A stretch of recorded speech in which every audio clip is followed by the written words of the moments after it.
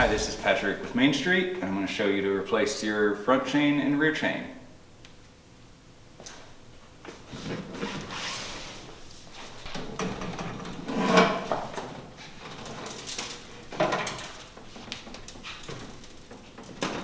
With the pedicab safely stood up, after you made sure you're not going to dump any items out from the underseat storage, we'll start with the front chain.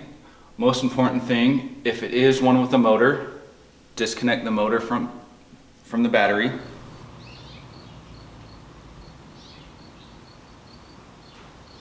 And then you will want the pedicab in the highest gear, or on the smallest cogs. If it is one with the 3-ring on the front, go ahead and shift the front to the smallest ring. It'll make it a little bit easier. So to undo a chain, you will need a bicycle chain tool. Insert on the link so that it is all the way against the outside part of the anvil, and all the way down you want the pin of your tool to line up with one of the pins on the chain. And we will just tighten until you push that all the way out. If you are removing and discarding this chain, you can push the pin all the way out until you see this pin just come out loose. And then gather it and dispose of it properly. Then once the pin is out far enough, back the tool out, and it should come loose. If you stop early enough, your pin will still be in place if it was a scenario where you need to put this chain back together. But let's put a new one on. If it's a pedicab equipped with the motor, the sprocket doesn't want to turn backward. It's trying to turn the motor inside. It will be easier to loosen this chain guide so you can bring your chain off this way.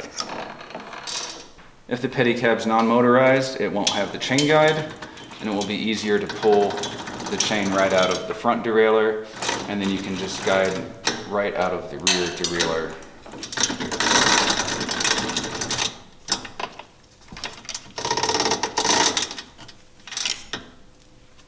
So then we have a new chain. Once you have this out and straight, you'll have the end with no pin, and you should have a pin on the open link ready to press in.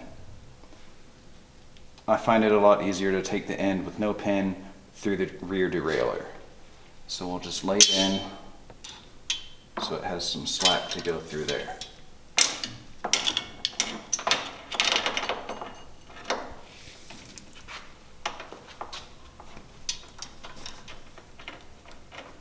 So with the chain in place, you'll go around your smallest gear on the freewheel. And the part where some people can make a mistake is bringing the chain through your derailleur cage. The chain comes in front of this pulley, and then it needs to pass behind this tab in the middle of the cage. And there's another tab on the back side of the cage, but you want your chain to come just around the pulley so that it's going to move freely between here and not be rubbing on either of these metal tabs. So with the chain in place, next we want to put it together. If the pin is protruding just enough, it may be able to snap in and catch and stay in place. Some chain tools will come with a little clip aid. Sometimes they'll come on here. I made this from a used spoke.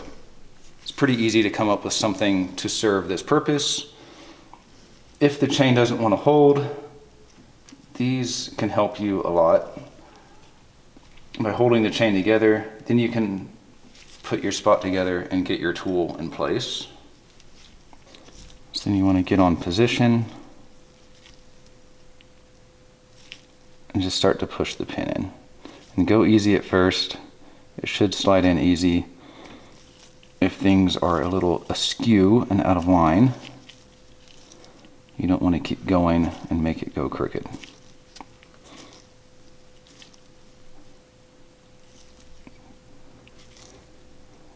You can stop when it looks like about even amount of the pin on either side of the outer link.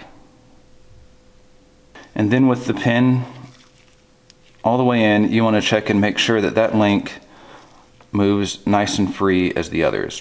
What can happen sometimes is as that pin pushes into place, it'll pull the outer links together too tightly. If it does feel stiff on that link, the next position on the chain tool is for that. You'll put it on so you're basically going to push the pin from the other side. And usually with this, once it's in position, it only needs a very slight nudge, just to let these outer plates spread and have good movement. Then to finish up, we're going to put the tensioner back in place. You want it to come down and come up just enough so that the chain is going to clear and not actually rub against the tensioner. And we'll snug that into position.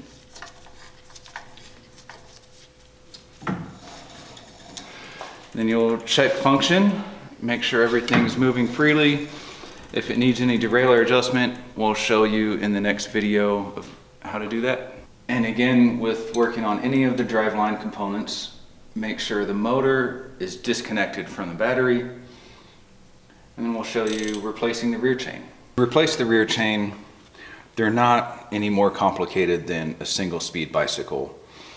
You can almost imagine a bicycle chain flipped around. You have two 3/4 inch nuts on the mid-drive unit. If we loosen these,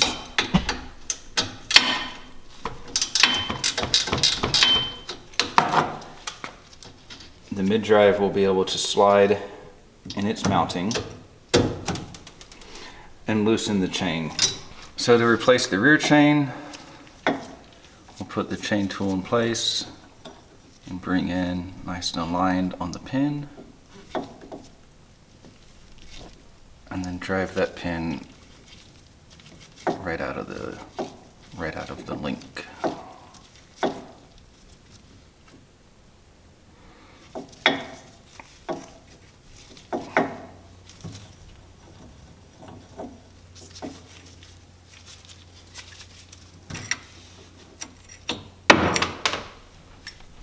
Drop that against the fiberglass body, and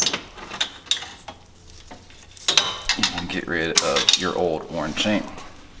So then we'll get a new rear chain. Kind of guide this into place.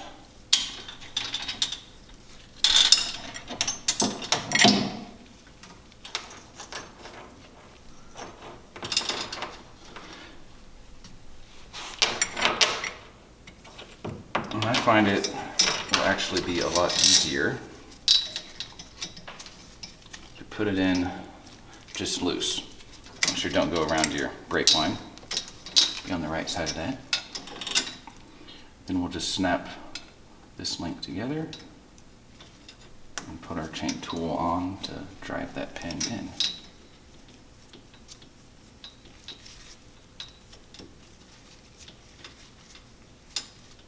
I'm kind of holding the link down in place with my thumb as it starts until it has tension against it, and that's holding. It feels like it's going in nice and straight and smooth.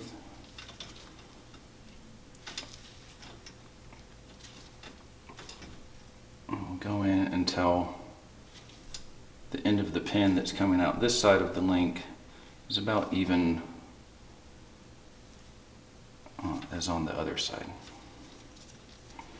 And similar to the front chain, you'll want to check that it has nice free movement there. So usually this rear chain is pretty good about it. If it is too tight, you can back the tool off. You can put it back on this mount in the tool so that you can push that pin just a little nudge to free up the links. So then with plenty of slack or room with the mid-drive, I like to go ahead and put it in position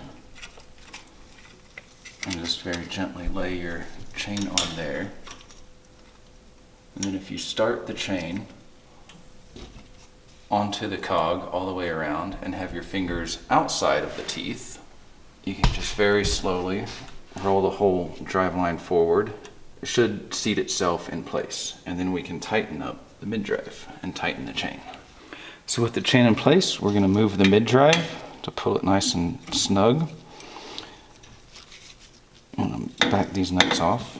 It can help to have one hand come around and grab a hold of the middle of the mid-drive, and you'll pull up on it and usually with that tension, you don't have to get crazy, but just so that there's not a whole lot of slack here and that the chain's going to bounce and move around. And then we'll just tighten these nuts back down.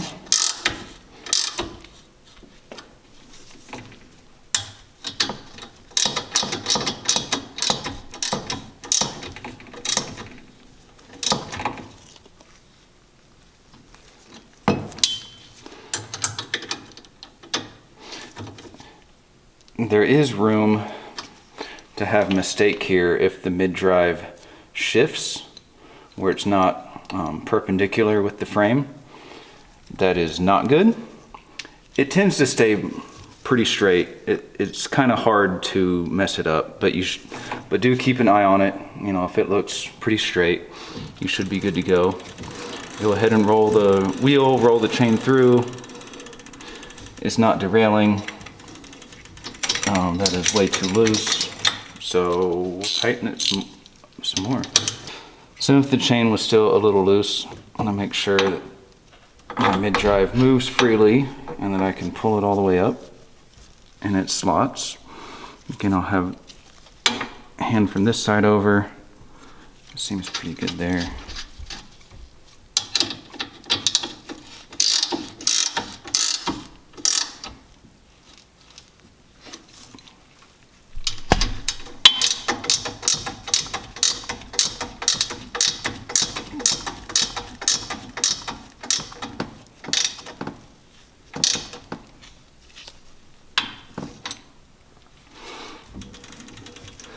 We can roll the chain through, check the tension, and that looks pretty good to ride. So it should be noted that after the first few rides, it's pretty normal to get a little break-in wear on the chain, and it will feel looser. If it's noticeably looser, you should come back, retension the chain by moving the mid-drive up, and have it, you know, with just a little bit of movement here, and it should be good to go. That's something that should be checked periodically to make sure your chains and driveline are in good order. So then with new chains in place, everything's adjusted and ready to go. And we can put down the pedicab. Get it back in riding position before reconnecting the battery. You should be ready to go.